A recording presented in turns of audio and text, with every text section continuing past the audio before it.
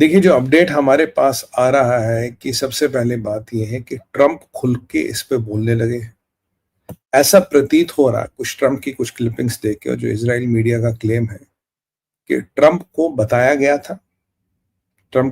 था हम हमला करने वाले, शायद समय और तिथि ये सब चीज़ें ने बताई हो। मतलब ये बताया गया कि हम जल्दी करने वाले हैं, तो उन्होंने कहा ठीक है, मतलब देख लो। और बेंजामिन नेतन्याहू कहते हैं, और इज़राइल का मीडिया ये क्लेम करता है कि we left it to the discretion of the president कि वो इसके बारे में बोले या ना बोले। तो हमने ट्रंप को बताया नहीं साहब, हम तो नहीं रुक पाएंगे, अब उनके हाथ में है वो उसके बारे में बोलना चाहे नहीं बोलना चाहे, that was left to the discretion of the president, ये इजराइल का मीडिया क्लेम करता है। ट्रंप का एक छोटा सा क्लिप वायरल हो रहा है जिसमें ट्रंप कह रहे हैं भाई मैंने तो उनको थर्सडे तक का समय दिया है, थर्सडे तक का समय दे। तो वो रिपोर्टर पूछा थर्सडे क्यों, कह रहा बस थर्सडे का समय दिया है कि भाई आप देखो आपको क्या करना है, बताओ ईरान को क्या करना है, वरना हम अपने विकल्प देखते हैं। तो थर्सडे का मेंशन तो आया है।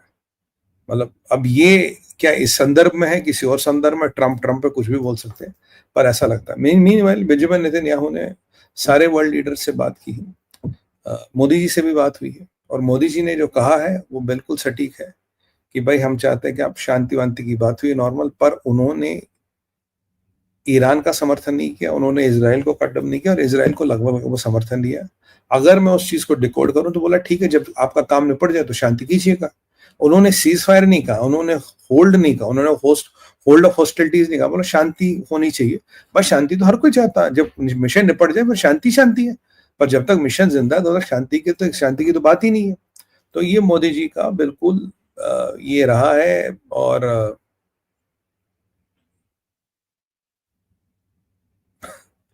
तो मतलब, और केयर स्टामर ने भी अब स्टेटमेंट बदला। केयर स्टामर कह रहे हैं कि Israel has the right to self defend, but ठीक है जो आप लॉन्ग रन में शांति वांति की बात कीजिए तो मोटा अच्छा। बाय द वे, बहुत इंपॉर्टेंट डेवलपमेंट ये है कि अभी जब हम लास्ट टाइम मिले और अब मिले, इतने में बेंजामिन नेतन्याहू की बात व्लादिमीर पुतिन से हुई, और पुतिन भी इसराइल का सपोर्ट कर रहे हैं। ये बड़ा इंपॉर्टेंट चीज है कि रशिया कहाँ बैठता था, रशिया ये ऊंट किस करवट बैठता था, इन्होंने भी कहीं ना कहीं जाके पुतिन का सपोर्ट किया। तो ये एक और स्टेटमेंट है जहां रशिया भी इसराइल का सपोर्ट करता है, ये भी एक सामने आई है। और अभी जो इनकी तबरेज में अब आते हैं एक्शन पे, क्या क्या हुआ उस पे बात करते हैं। तो Germany, France, India, US, Russia और जितनी बड़ी शक्तियां, उन्होंने इनका सपोर्ट समर्थन किया। आप जानते हैं कि इसराइल के बहुत अच्छे रिलेशन नहीं है चाइना के साथ, तो संभवतः उन्होंने चाइना से बात इस बारे में नहीं की है। ये जो हमें समझ आया, चाइना से इस बारे में बात नहीं हुई है, चाइना से शायद उन्हें बात करने की जरूरत नहीं लगी। और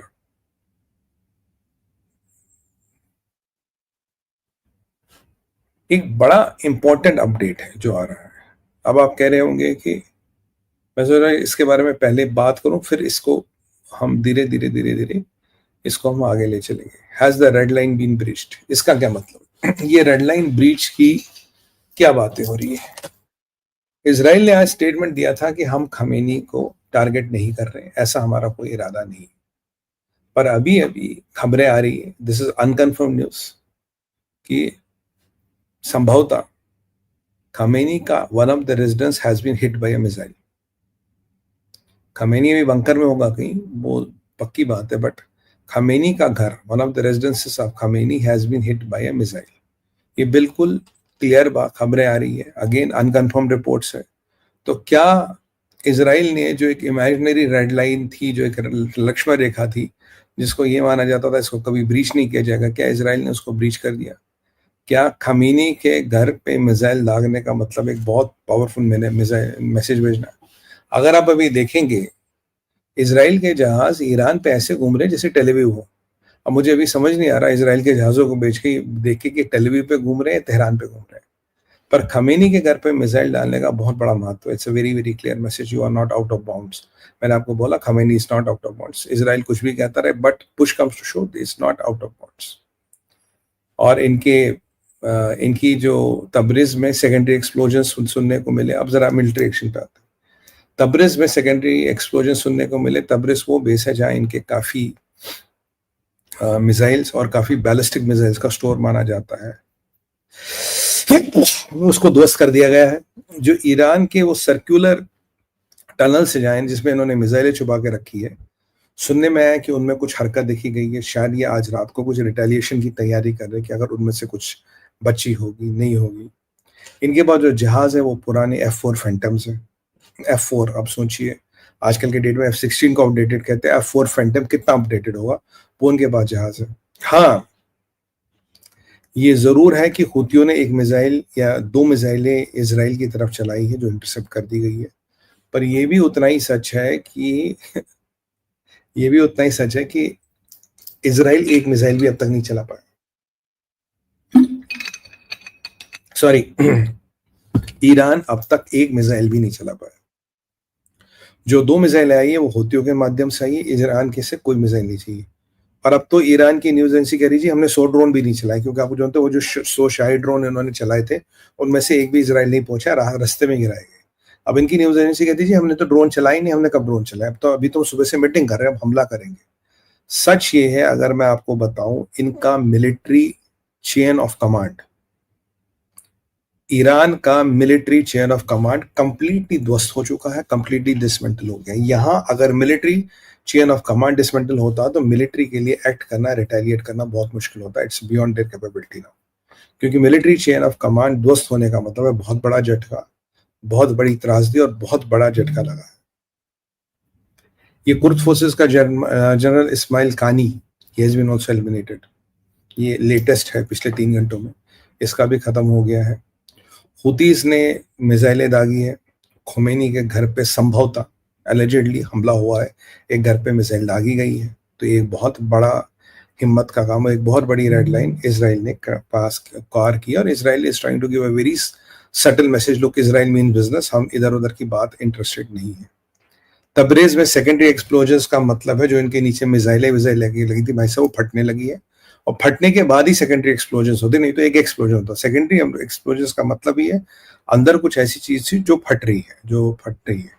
और जो मैंने आपको ब्रोकन ब्रिज की बात कही थी सुबह के, एक ऑपरेशन ब्रोकन ब्रिज हुआ था जहां इनकी ट्रकें इनके बैलिस्टिक मिसाइल वगैरह लेके जा रही थी और उनको मोसाड ने ईरान के अंदर ही उड़ा दिया। ये कोई असादाबाद करके जगह है, असादाबाद के पास ये घटना हुई है, और ऐसी कई सारे ट्रकों को मोसाड के ऑपरेटिव्स ने अंदर ही उड़ाया है। जो इनका प्लान था कि भाई हम हमला करेंगे और सेकेंडरी स्ट्राइक करेंगे, उस सेकेंडरी स्ट्राइक के लिए जो अपडेट आया है, जब आईडीएफ चला था, देखिए पहले हमें लगा आईडीएफ ने हिट कर दिया तब मोसाड ने अंदर हिट कर दिया, नहीं। अब जो अपडेट आया कि आईडीएफ चला, वो जो मोसाड के एजेंट्स अंदर थे ईरान के अंदर, मतलब सुपर स्पाइडर वेब जो था, सुपर स्पाइडर वेब में के जो लोग थे वो जो अंदर थे, उन्होंने क्या किया, जैसे उन्हें पता लगा ये चले हैं, मतलब 1600 किलोमीटर का फासला, जितना भी इसको टाइम लगा, उन फाइटर जेट को मुझे लगता है 1-1.5 घंटा लगता होगा 1600 किलोमीटर पार करने में। In the mean while before they could reach, they had dismantled everything what they had so called air defence. Air defence और जो भी स्ट्रेटेजिक टारगेट एसेट्स को डिस्ट्रॉय करना था, मोसाड के फोर्स ने जो ईरान के अंदर से ऑपरेट कर रही थी, जिन्होंने बड़े बड़े हथियार वगैरह किए, उसको डिसमेंटल किया। ऑपरेशन ब्रोकन ब्रिज जिसकी बात कर रहे हैं हम, ये हुआ है असादाबाद प्रोविंस में, जहां इन ट्रक्स को डिसमेंटल किया जिसमें ये थे। अब सवाल आजकल ये है कि कैन ईरान रेस्पॉन्ड, क्या ईरान के पास अब भी वक्त बची है रेस्पॉन्ड करने की? हाँ, ईरान रेस्पॉन्ड क्या करेगा? मुझे एक ईरान का रेस्पॉन्ड मिला है जो मैं आपसे शेयर करना चाहता हूँ। ईरान ने साहब पाकिस्तानियों को भी पीछे छोड़ दिया। एक प्रोपेगेंडा वीडियो बनाया जिससे इसराइल पे बम्बों पे बम गिर रहे, वो एनिमेटेड वीडियो नहीं होता, वो घटिया वाले एनिमेटेड वीडियो बनाए हैं जिसपे इसराइल पे बम पे गन, बम पे बम गिर रहे हैं, और इन्होंने बोला जी हमारा रेस्पॉन्स है। तो IRGC अब एनिमेटेड वीडियोस का, फर्जी वीडियोस का यूज करके अपना रिटेलिएशन दिखा रही। तो इनके पास रिटेलिएशन दिखाने को भी आज के बाद कुछ नहीं है। 1600 किलोमीटर दूर आज इसराइल के जेट ऐसे घूम रहे हैं ईरान पे, टेलवीव के ऊपर, जैसे मुझे कभी कभी मैंने कहा ना, मुझे समझ नहीं आता ये तेहरान है या टेलवीव है, क्योंकि इसराइल के जेटों के लिए तो ईरान टेलवीव बन गया, कोई रेजिस्टेंस नहीं, कोई भी रेजिस्टेंस नहीं है। आईडीएफ ने नक्शे जारी किए किस किस जगह को हमने कहां कहां तक कितनी प्रिसाइज रिटेलिएशन से कितनी प्रिसाइज स्ट्राइक्स हमने उड़ाया, 100 से ज्यादा जगहें हैं। मीनवाइल खबर ये है कि यूएस अपनी जो आर्म्स है और अपनी पोजीशनिंग रेनफोर्स कर रहा है, क्योंकि यूएस एंटिसिपेट कर रहा है कि ईरान माइट हिट यूएस और US basis in middle east, जो ईरान का डिफेंस मिनिस्टर वार्न कर रहा था। तो इसका हिट होने का पूरा पूरा चांस है, और यूएस अपनी पोजिशनिंग कर रहा है इस हिट के लिए। मेरा मेरा ये मानना है कि आजकल तक आप देखेंगे कि यूएस भी इस लड़ाई में शामिल हो गया होगा, क्योंकि अब न्यूक्लियर टॉक्स तो कैंसिल हो ही गए। ऑफिशियली है Iran has pulled out of nuclear talks. अगर न्यूक्लियर टॉक्स नहीं है, अब युद्ध शुरू हो गया, तो भैया शुभारंभ कर लो। ट्रम्प को वैसे ही चाहिए कि यार कहीं नंबर वंबर मिल जाए, कहीं पे कुछ हमारा वो चीज चल जाए।